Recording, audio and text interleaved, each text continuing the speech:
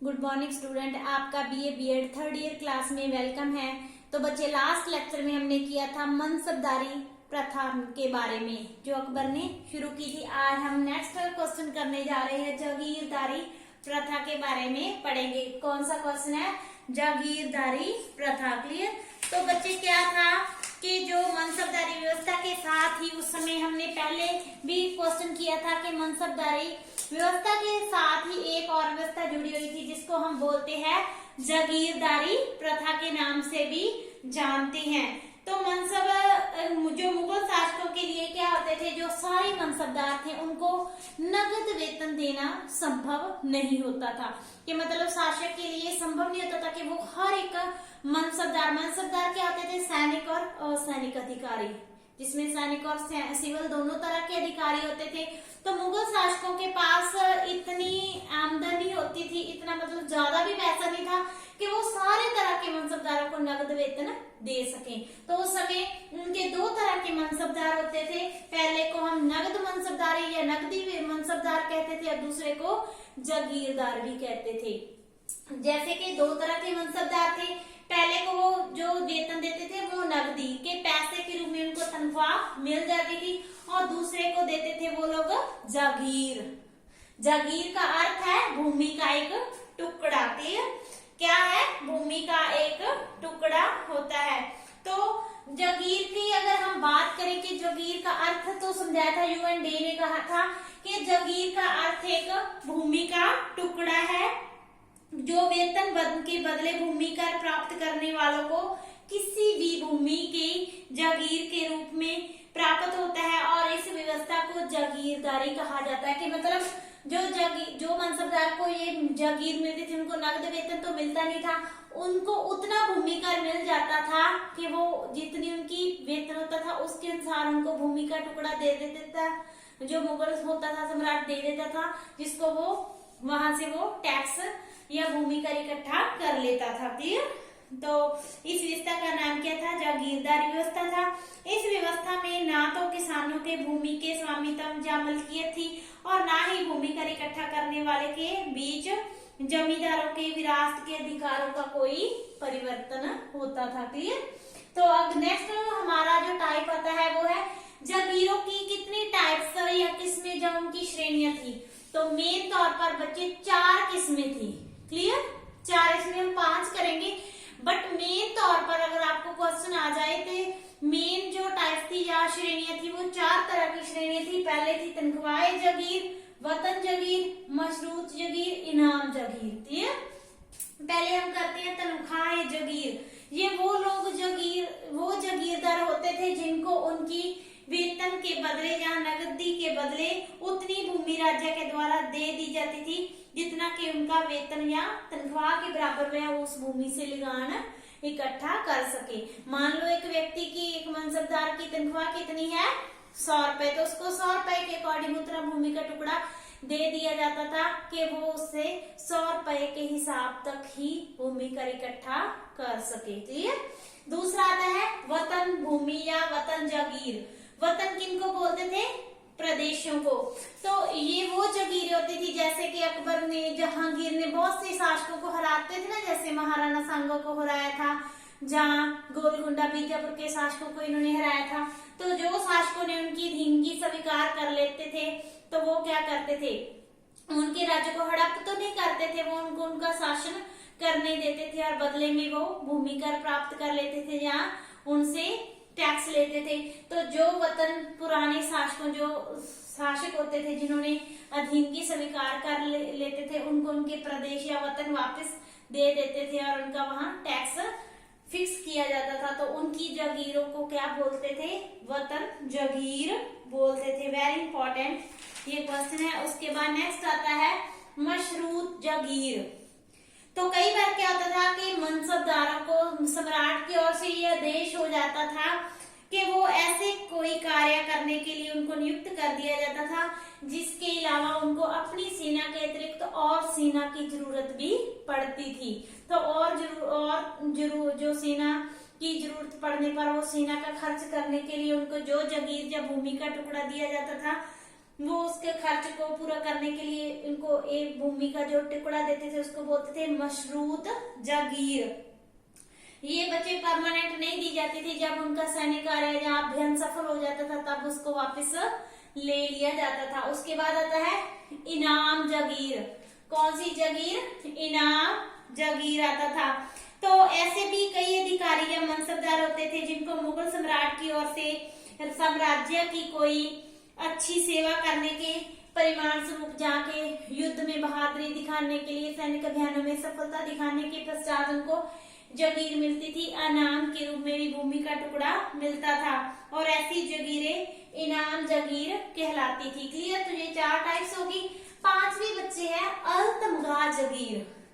ये उपरोक्त 4 जागीरों के अतिरिक्त ये जागीर, ये तो 4 अकबर ने चलाई थी, ये जागीर 5वीं जो चलाई थी वो जहांगीर ने ये प्रथा जागीर देने की परंपरा आरंभ की थी और उसने अपनी वंशानुगत प्रकृति के कारण ये जागीर जो थी वो तनख्वाह जागीर से भिन्न थी।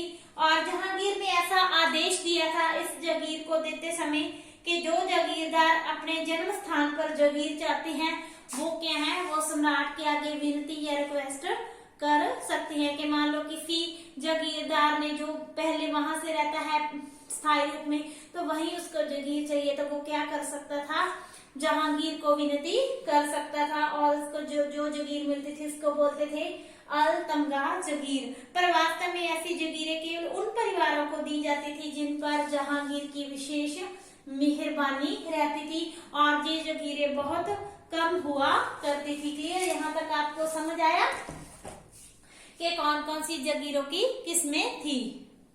नेक्स्ट हम करते हैं जागीरदारी प्रथा का संचालन के बारे में।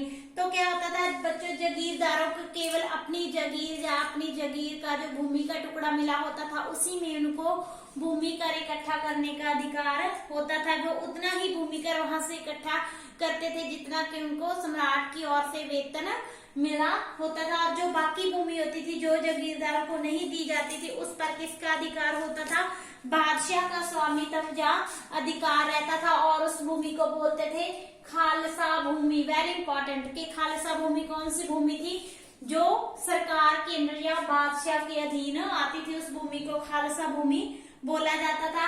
और जो जागीरदारों की अदला बदली होती रहती थी कि उनकी ट्रांसफर करते रहते थे सम्राट। क्यों करते थे?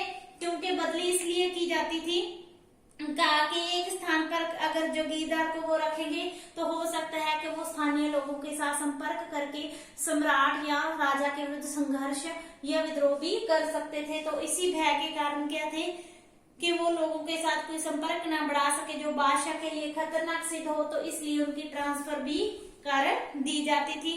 और जागीरदारों पर सरकार की ओर से कड़ा नियंत्रण रखा जाता था। सरकार ने जासूस रखे होते थे जो इन जागीरदारों पर अपनी नजर रखते थे, जिनको वाक्यान्वीस और खुफिया नवीस भी बोलते थे। क्योंकि ये जो खुफिया नवीस या वाक्यान्वीस होते थे वो सरकार को उनकी रिपोर्ट भेजते थे ताकि सम्राट को ये पता लगता रहे कि कहीं कर इकट्ठा करने के बदले में जो जागीरदार है वो किसानों का शोषण तो नहीं कर रहे, तो वो किसानों का अधिक लगान एकत्रित करने का प्रयत्न ना कर सके। इसके अलावा जब जागीरदार भूमि कर इकट्ठा करते थे वो अपने प्रतिनिधि भेजते थे जागीर में।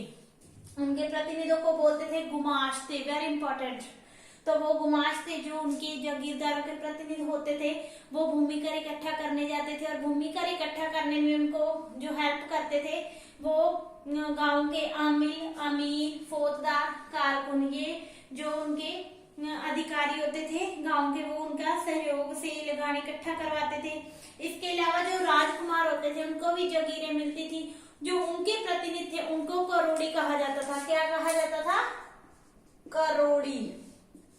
तो जो जागीरदारों के होते थे प्रतिनिधि उनको गुमाश्ते बोलते थे और वो भी वही काम करते थे, जो करोड़ी होते थे वही काम करते थे जो कि अन्य जागीरदारों के गुमाश्ते लोग करते थे। क्लियर?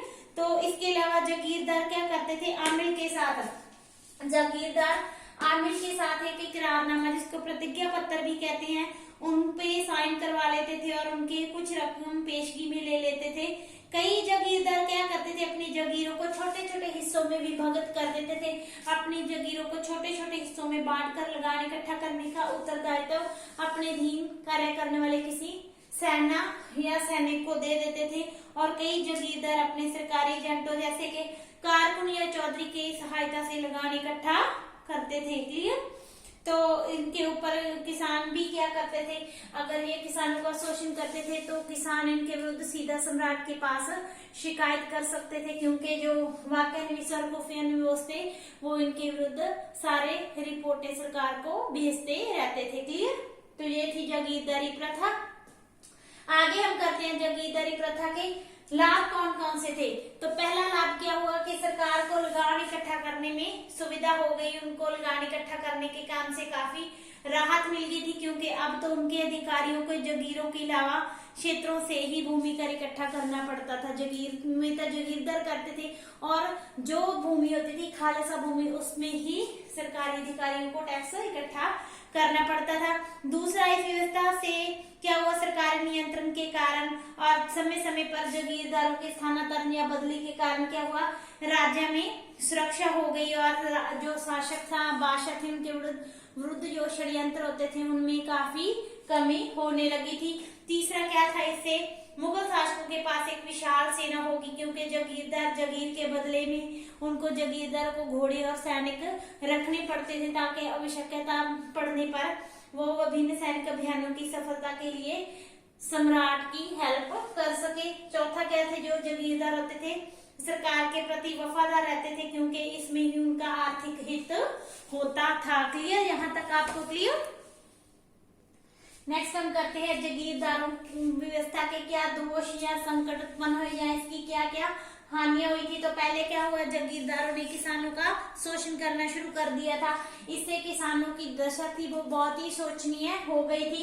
इसका साम्राज्य की आर्थिक दशा पर भी जागीरदारी प्रथा का काफी प्रभाव पड़ा था, क्योंकि जागीरदारों जो अकबर के बाद क्या हुआ, जागीरदारों को बड़ी बड़ी जागीरें मिलने लगी थी, जिसके कारण क्या हुआ, लगभग कहा जाता है कि औरंगजेब के समय तक आय जो उनकी आमदन का 80% भाग था वो जागीरदारों को जागीरों के रूप में बढ़ चुका था, जिसके कारण क्या था, जो खालसा भूमि थी उसका क्षेत्र कम हो गया था और इसका राज्य की आर्थिक दशा पर बुरा प्रभाव पड़ने लगा था।